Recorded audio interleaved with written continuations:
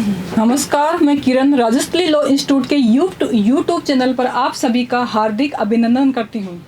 आज मैं daily test paper के नाम से एक टॉपिक लाई हूँ जो कॉन्स्टिट्यूशन के 10 क्वेश्चन हैं।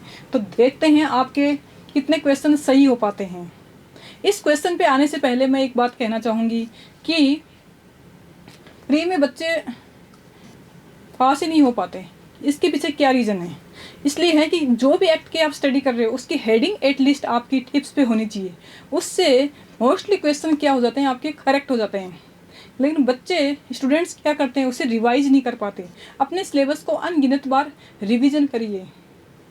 जिस भी एक्ट की आप स्टडी कर रहे हो उसकी हेडिंग एटलीस्ट आपके कमरे में जहाँ पे स्टडी कर रहे हो उसकी दीवार पे आप चिपका देनी चाहिए और उसको सुबह शाम रोज़ रीडिंग करनी चाहिए। उससे आपको बहुत सपोर्ट मिलेगा। तो आज अपने इसके ऊपर आते हैं पेपर पे। Constitution of India, who was the chairman of the constitution assembly, यानी कॉन्स्टिट्यूशन असेंबली के चेयरमैन कौन थे, ये क्वेश्चन सामने आता है। तो इसमें है जवाहरलाल नेहरू, राजेंद्र प्रसाद, BR अम्बेडकर, KM मुंशी। अब 4 ऑप्शन दे रखे हैं कि संविधान सभा के सभापति कौन थे। तो पहला इसमें देखें KM मुंशी, तो क्या है, जो 6 मेंबर थे यानी 6 जो मेंबर थे उनमें से एक मेंबर कौन था, KM मुंशी था। तो ये तो हो नहीं सकता। BR अम्बेडकर है, वो ड्राफ्टिंग कमेटी के चेयरमैन थे, तो ये भी नहीं हो सकता।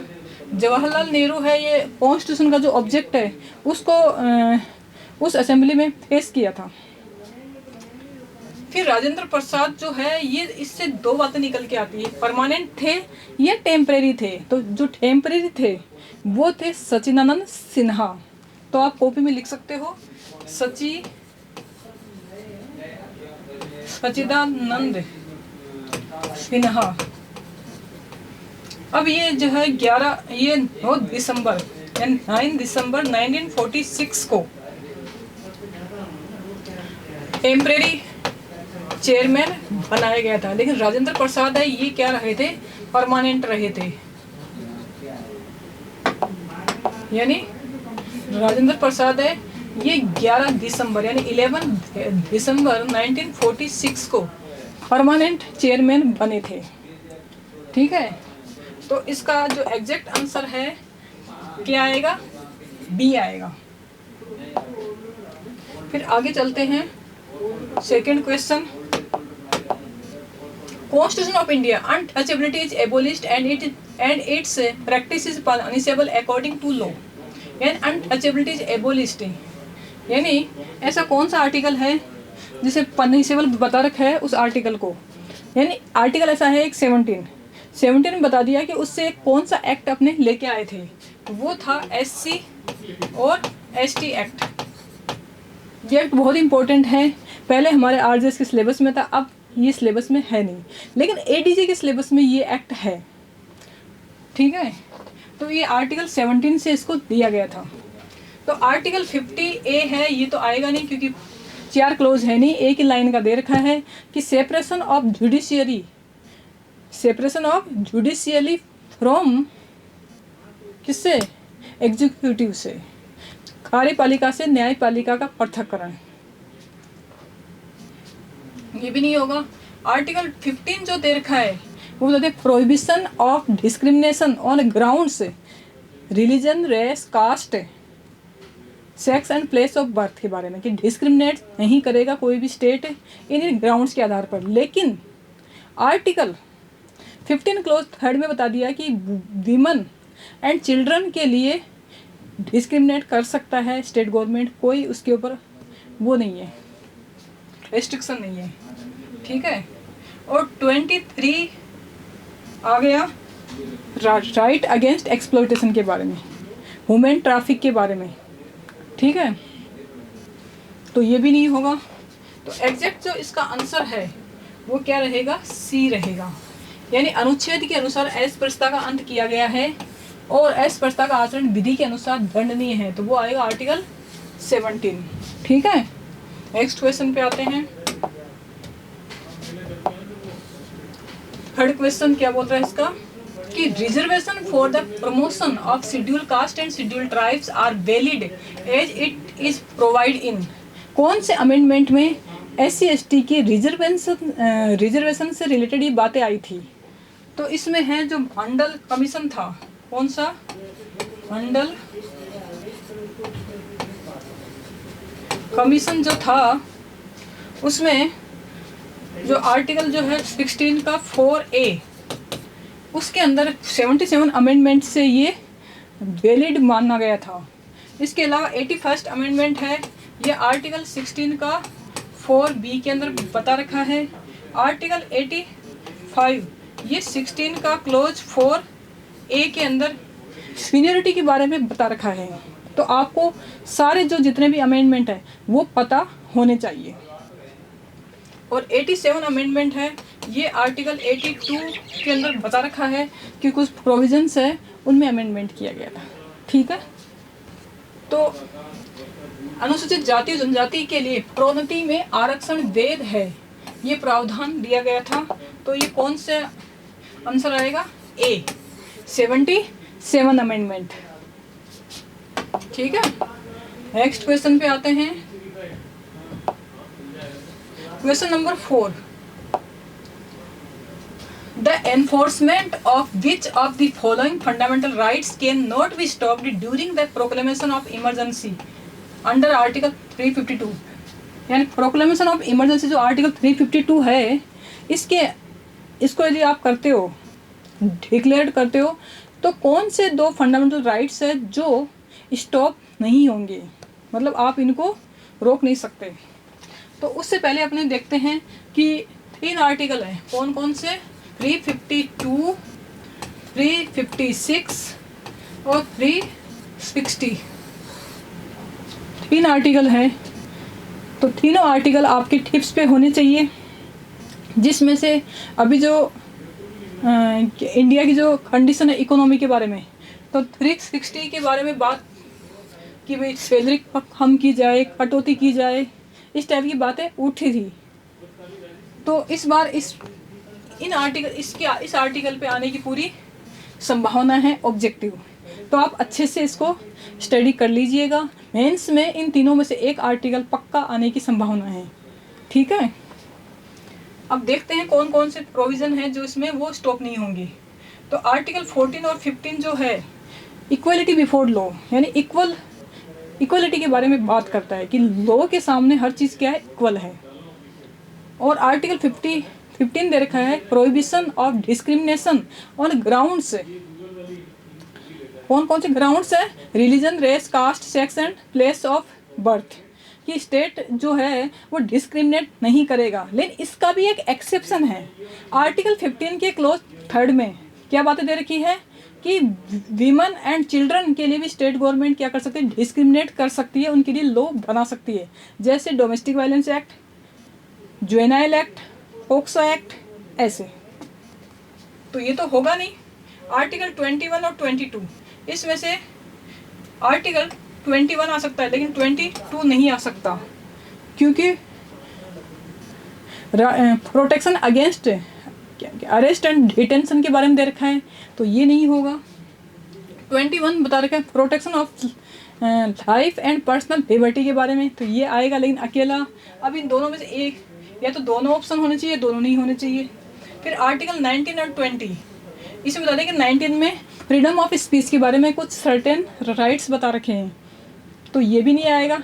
20 आ सकता है लेकिन एक आ रहा है, एक नहीं आ रहा। ठीक है, तो 20 में बता दिया कि दोष सिद्धि से संबंध संरक्षण के बारे में, दोष सिद्धि से संबंध अपराधों के बारे में संरक्षण, प्रोटेक्शन बता रखा है। फिर 20 और 21 ये इसका क्या रहेगा, एग्जैक्ट आंसर। तो ये बहुत इंपॉर्टेंट है, तो इसका एग्जैक्ट आंसर क्या आएगा, बी। कि 352 के तहत आपात धर्म प्रवर्तन में होने पर मौलिक अधिकारों के प्रवर्तन को रोका नहीं जाएगा। तो यहाँ आपको जब भी देखो कि इसका आंसर क्या होना चाहिए, क्वेश्चन में ही आ जाती है बहुत सारी बातें, तो नहीं पे गोला करके फिर 4 ऑप्शन देखो आप। तो आर्टिकल 20 और 21 इसका क्या रहेगा, एग्जैक्ट करेक्ट आंसर रहेगा। फिर क्वेश्चन नंबर 5 पे आ जाइए। Constitution of India legislative power of the president is under, यानी राष्ट्रपति की विधायी शक्तियाँ वर्णित है। राष्ट्रपति की विधायी शक्तियाँ कौन से आर्टिकल में दे रखी है? अब इसमें आते हैं तो 4 ऑप्शन दे दिए। तो 125 तो बता दिया कि सुप्रीम कोर्ट के जो जजेस हैं उनकी सैलरी के बारे में बता रखा है, तो ये तो आएगा नहीं। 124 से 147 जो है आर्टिकल वो किसके लिए हैं? सुप्रीम कोर्ट के एस्टेब्लिशमेंट एंड कॉन्स्टिट्यूशन के बारे में, तो ये भी आएगा नहीं। और 122 बता दिया कि court not to inquire proceeding of parliament की जो प्रोसीडिंग है उनके लिए वो क्या नहीं करेगा? इंक्वायरी नहीं कर सकता। तो रेस्ट्रिक्शन बता रखा है 122 में, तो ये भी नहीं आएगा। अब बचा कौन सा? 123।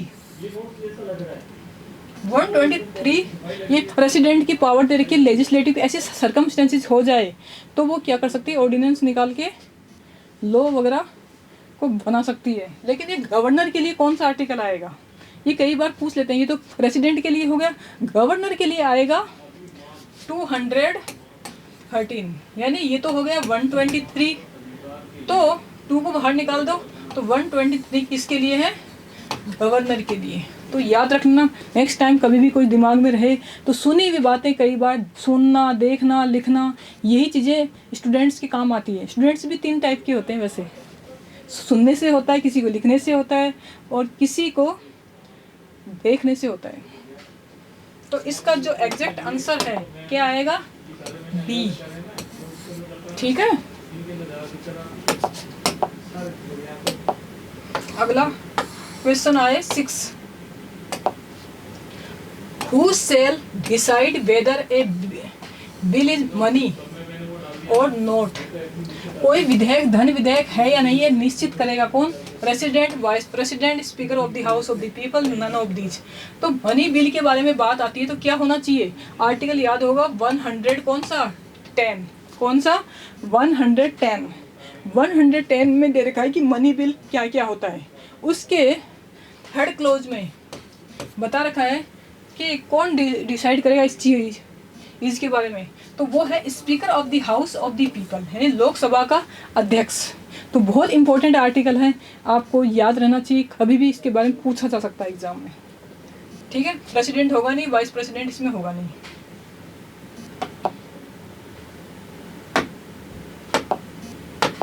यानी कोई विधेयक धन विधेयक है नहीं, निश्चित करेगा कौन? लोकसभा का, हिंदी वालों के लिए अध्यक्ष। ठीक है, अगला चले क्वेश्चन नंबर 7। क्वेश्चन नंबर 7 बताता है कि which article of the constitution of India provides provision of uniform civil code. ये टॉपिक बहुत इंपॉर्टेंट है, क्वेश्चन भी बहुत इंपॉर्टेंट है कि भारतीय संविधान का कौन सा अनुच्छेद समान नागरिक संहिता से रिलेटेड है। तो 4 ऑप्शन दे दिए। फर्स्ट है 42, 43, 51A और 44। तो इसके ऊपर बात आती है uniform civil code. Uniform civil code है जो पूरे इंडिया में, यानी सुप्रीम कोर्ट ने सरला मुद्गल, लिख लीजिए आप, क्या है? Sarla Mudgal versus union of India के केस में एक गाइडलाइन निकाली थी कि सभी के लिए यूनिफॉर्म सिविल कोड हो, जो सिर्फ फिलहाल अपने इंडिया में गोवा में है। ठीक है, तो इन चीज़ों को ध्यान रखें ना कि आर्टिकल कौन सा है ये 44। 42 आ गया काम की न्याय संगतता और मानवोचित दशाओं के संबंध में, और प्रसूति सहायता मैटर्निटी ऑफ रिलीफ के बारे में बता रखा है कौन सा? आर्टिकल 42। तो ये तो होगा नहीं। 43 बता दिया living of ways etcetera for workers के बारे में, कर्मकारों के लिए निर्वाह मजदूरी। 51A हो गया फंडामेंटल ड्यूटीज, यानी मूलभूत कर्तव्य के बारे में। तो इसका जो एग्जैक्ट आंसर है वो होगा डी, यानी इसको अच्छे से कर लेना। मेंस में कई बार पूछ लेते हैं यूनिफॉर्म सिविल कोड के बारे में ऐसे के रूप में कि ये होता क्या है। तो केस लॉ आपको पता होना चाहिए, आर्टिकल पता होना चाहिए, तो अच्छी तरह आप कोरिलेट करके समझा सकते हो। ठीक है, अगला क्वेश्चन चले हैं 8 बता दिया कि which among the following is not a fundamental right. ऐसा कौन सा फंडामेंटल राइट है में से इनमें से इन राइट्स में से कौन सा एक है जो फंडामेंटल राइट्स है नहीं। ठीक है, तो राइट ऑफ प्राइवेसी है, राइट ऑफ स्पीडी ट्रायल है, राइट टू क्लीन एनवायरनमेंट है। लेकिन राइट टू प्रॉपर्टी पे आए हैं तो ये आर्टिकल है 300A में क्या बता दिया, कॉन्स्टिट्यूशनल राइट बता दिया, कॉन्स्टिट्यूशन का है राइट, ठीक है, ना कि राइट ऑफ फंडामेंटल राइट। यानी निम्नलिखित में से कौन सा मौलिक अधिकार नहीं है, नहीं पे आप गोला कर लीजिए तब ये पता लगेगा कि इनमें से कौन सा है नहीं। बच्चे इसी में हड़बड़ाहट में आकर एग्ज़ाम में रोंग कर लेते हैं। 4 या 5 क्वेश्चन आराम से बच्चे रोंग करके आते हैं क्योंकि स्ट्रेस में आते हैं, घबराहट होती है कहीं फेल ना हो जाए। तो बिना डरे हुए अपने हिसाब से जो आपको सही लग रहा है फर्स्ट में जो पहली बार आपके माइंड में आए उसी को ही सही मानिएगा, क्योंकि बाद में आपका माइंड ज़्यादा ही दिमाग लगा लेता है कि नहीं ये सही है। तो फर्स्ट टाइम जो आपका अंदर से भाव आए, क्योंकि वो कहीं ना कहीं आपने देखा होगा, सुना होगा, रियलाइज़ किया होगा, इसलिए उसके ऊपर आपने पॉइंट आउट किया होगा, ठीक है। तो इसका जो एग्जैक्ट आंसर है वो क्या आएगा, डी, ठीक है। अगला 9 क्वेश्चन में आ जाइए। इन विच केस, कौन से केस में ए कॉन्स्टिट्यूशनल बेंच ऑफ 11 जजेस ऑफ सुप्रीम कोर्ट जो 11 जजेस हैं has considered scope of right of minorities to establish and administer educational institutions. यानी इनमें से किस मामले में उच्चतम न्यायालय की 11 सदस्य संवैधानिक पीठ ने अल्पसंख्यकों के शैक्षणिक संस्थाओं की स्थापना और प्रशासन करने के अधिकार के विस्तार पर क्या किया है, विचार किया है। तो कौन से 4 केस में से कौन सा एक केस लो है जिसके अंदर ये बातें आई है। तो आप जब भी इस टाइप क्वेश्चन आए तो जब भी कोई पेपर सोल्व करो, कैसे घर पे कर रहे हो या वैसे टेस्ट सीरीज वगैरह कर रखी हो ज्वाइन, तो वहाँ नेट पे डालकर आप हर चीज़ का अपने डायरी में इम्पोर्टेंट बातें लिख लीजिए। एग्ज़ाम से जस्ट 1 दिन या 2 दिन पहले उनका रिवीजन करके जाओगे तो भी, क्योंकि इम्पोर्टेंट चीज़ों में से पूछा जाता है, ना कि फालतू बातें, क्योंकि उन्हें इम्पोर्टेंट चीज़ें चाहिए कि आखिर में क्या चीज़ें हैं, ठीक है। तो इसमें से देखते हैं पहला option, association for democratic reforms versus union of India, TMA Pai foundation versus state of Karnataka, Sanjeev Kumar versus principal saint Paul college, DAV college Jalandhar versus state of Punjab. तो 4 केस लो दे रखे हैं। तो आप इसका सही जो आंसर है वो होगा बी इसका क्या है, करेक्ट आंसर है। तो अगली बार कोई भी एग्ज़ाम आएगा तो उसमें से इन केसों के बारे में पूछ लेगा, तो आप इनको डिटेल में अपने कॉपी में लिख के रखिए। आज का लास्ट क्वेश्चन है जस्टिस वर्मा कमेटी। एक कमेटियों पे बहुत क्वेश्चन आता है, तो कमेटियों को सारा डिटेल में उतार कर आप लिख लीजिए कौन कौन सी कमेटी है।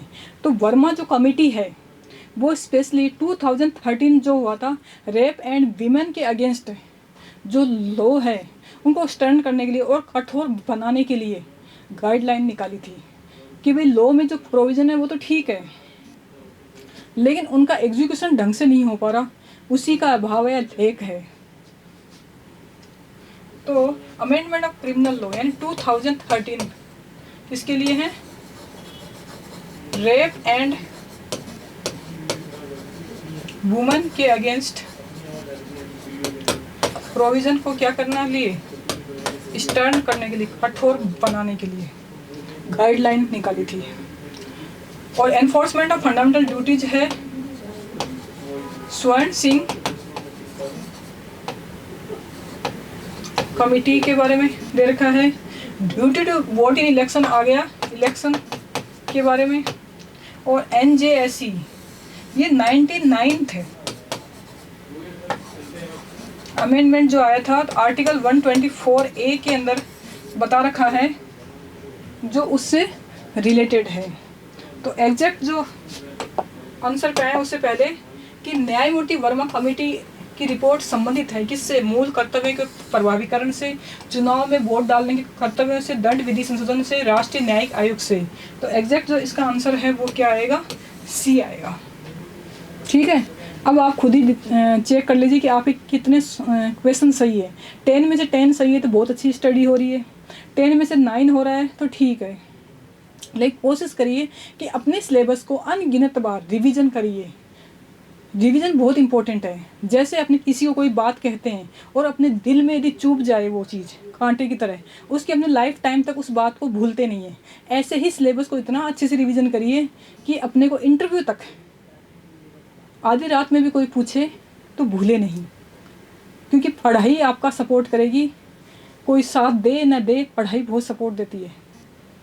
ठीक है, thanks for watching this video.